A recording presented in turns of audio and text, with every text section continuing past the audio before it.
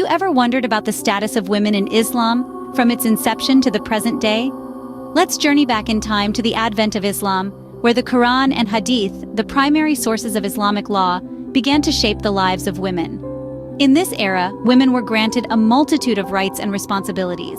They were not only given the right to inheritance, but also the freedom to express their thoughts on religious, social, and political matters.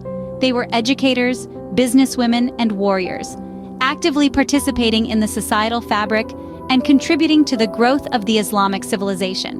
The Prophet's wives, for example, played pivotal roles in propagating the faith and educating the community. However, the interpretation of these rights was not uniform and varied widely across different regions and cultures.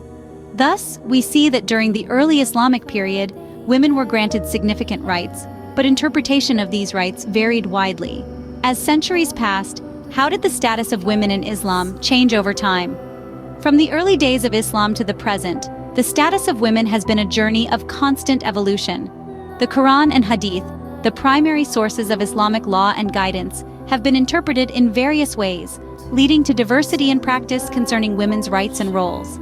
Often, these interpretations have shaped norms related to women's inheritance, marriage, divorce, education, dress, leadership, and worship. For instance, some interpretations uphold the principle of equality, advocating for women's right to inherit, their freedom to marry and divorce, and their access to education and leadership roles. In contrast, others lean towards a more conservative view, emphasizing women's complementary role to men and advocating for norms that uphold their modesty, honor, and dignity. Over time, interpretations of Islamic teachings have influenced the status of women, leading to a wide range of practices across different Muslim communities. How have Muslim women challenged these patriarchal norms and advocated for gender equality?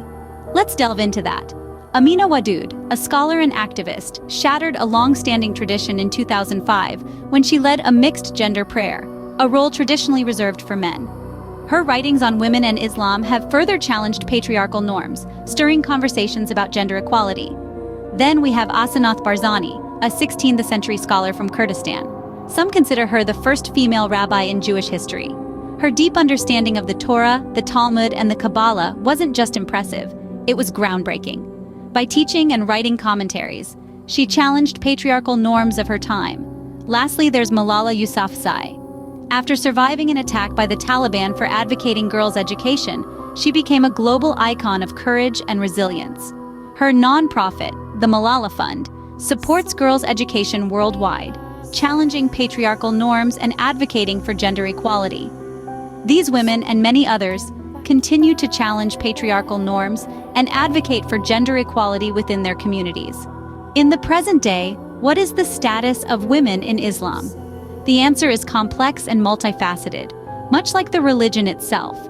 Across the globe, Muslim communities interpret and apply Islamic teachings in diverse ways, leading to a wide spectrum of practices and beliefs regarding women's roles and rights.